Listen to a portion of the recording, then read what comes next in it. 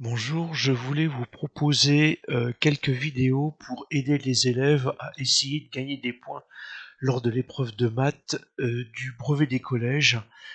Et plus particulièrement, j'enseigne à des troisièmes enseignements agricoles. Donc en fait, ils vont avoir un sujet qui correspond à une série technologique, professionnelle ou d'enseignement agricole. Ce que je vais faire, et je vous invite à faire cette recherche, c'est demander APMEP, Annales Brevet des collèges. APMEP, c'est l'association des profs de maths de l'enseignement du public. Je ne les remercierai jamais assez. Et donc, à partir de là, quand vous demandez les annales du brevet, je vais vous faire découvrir un petit peu en descendant. Vous avez donc les différentes années. Vous pourrez aller voir dans les anciennes années ce qui s'est passé. Donc moi, je me suis retrouvé dans cette tranche-là, entre 71 et 80, pour passer mon brevet des collèges. Je vais surtout balayer les dernières tendances, c'est-à-dire les différents sujets qu'il y a eu en 2024. Voilà. Donc, ici, brevet 2024, vous avez, en fait, vous faites attention, série générale et série professionnelle. C'est cette dernière série qui m'intéresse.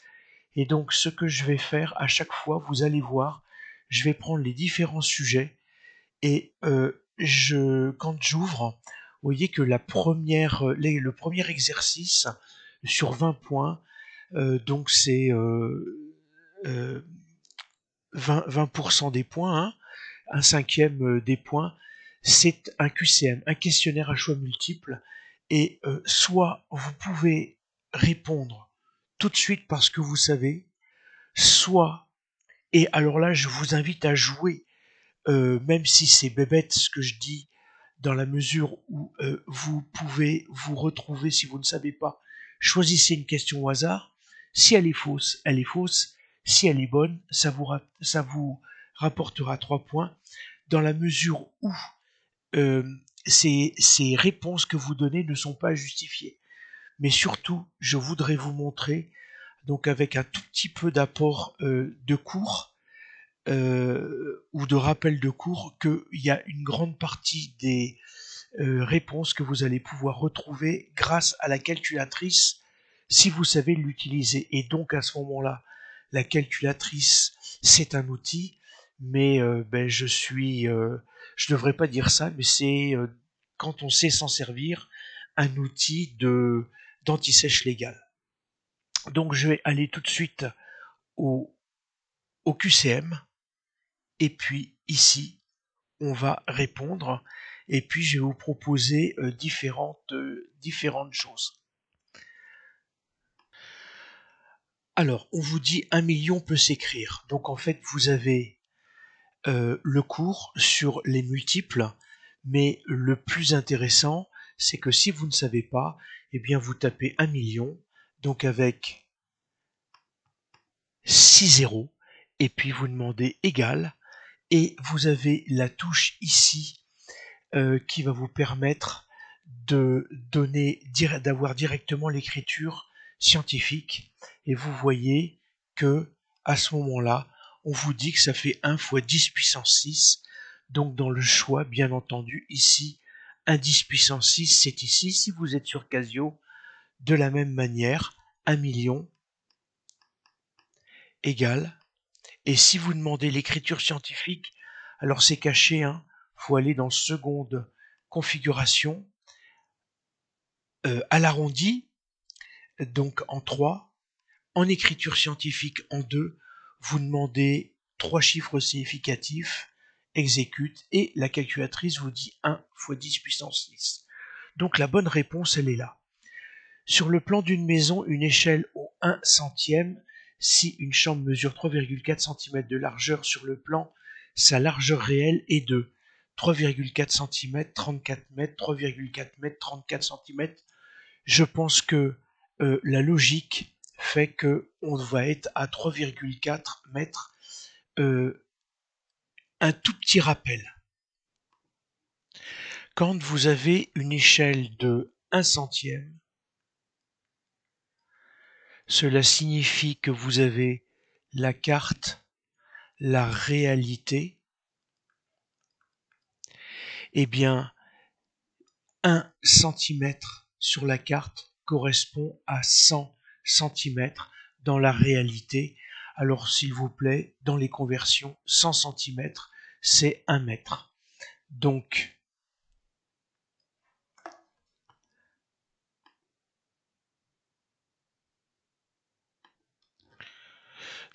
si vous avez 3,4 centimètres, ça vous fait 3,4 mètres.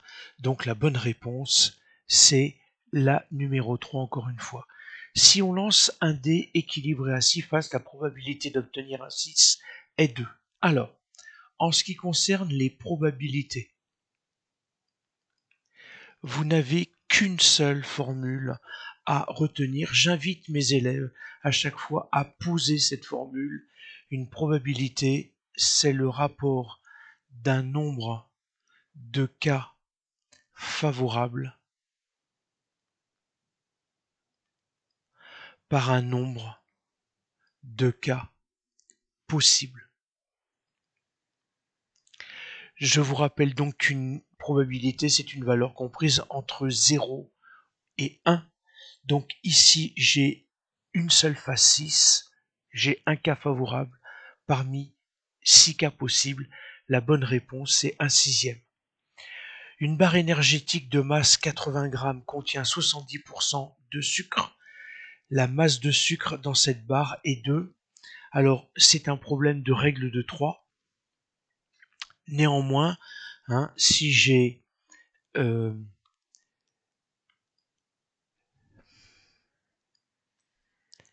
si j'ai 100 grammes, j'aurai 70 grammes de sucre. Si j'ai un total de 100 grammes, j'aurai une quantité de sucre de 70 grammes. Si j'ai 80 grammes, j'aurai X grammes.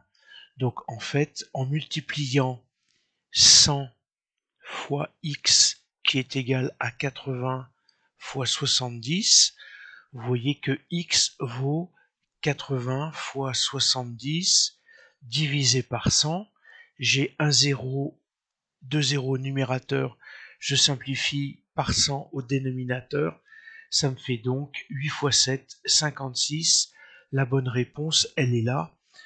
Je pense que vous aviez quelque chose de plus rapide. C'est de dire que j'ai 70% de 80, donc 0,7 fois 80, ce qui vous donne directement le 56. Enfin, si on multiplie par 2 les dimensions du cube ci-dessous, son volume sera 2. Donc, puisque j'ai un volume de 1 cm3,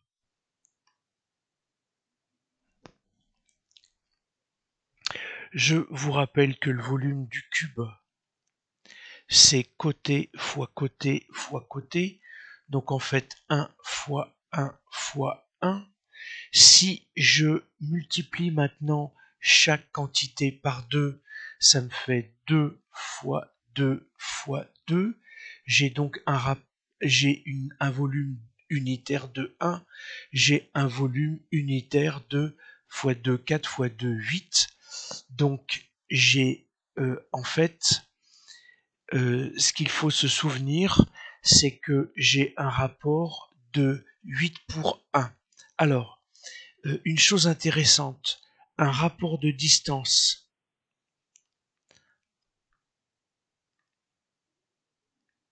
Je conseille toujours de mettre la grande distance divisée par la petite, c'est 2 pour 1, donc ça nous fait 2. Je vous rappelle que cette valeur est sans unité. Si j'ai un rapport de surface de 2 au carré sur 1 au carré, ça me fait 4. Si j'ai un rapport de volume, j'ai 2 au cube sur 1 au cube, j'ai un rapport de 8. Ça veut dire que la distance est 2 fois plus importante ici, la surface est 4 fois plus importante. le volume est 8 fois plus important. Voilà, avec un tout petit peu de jugeote et en sachant utiliser la calculatrice, ce questionnaire à choix multiples était relativement aisé pour obtenir les réponses. Alors, je vais vous proposer euh, d'autres vidéos pour compléter le tableau et vous allez voir qu'il y a beaucoup de questions qui reviennent.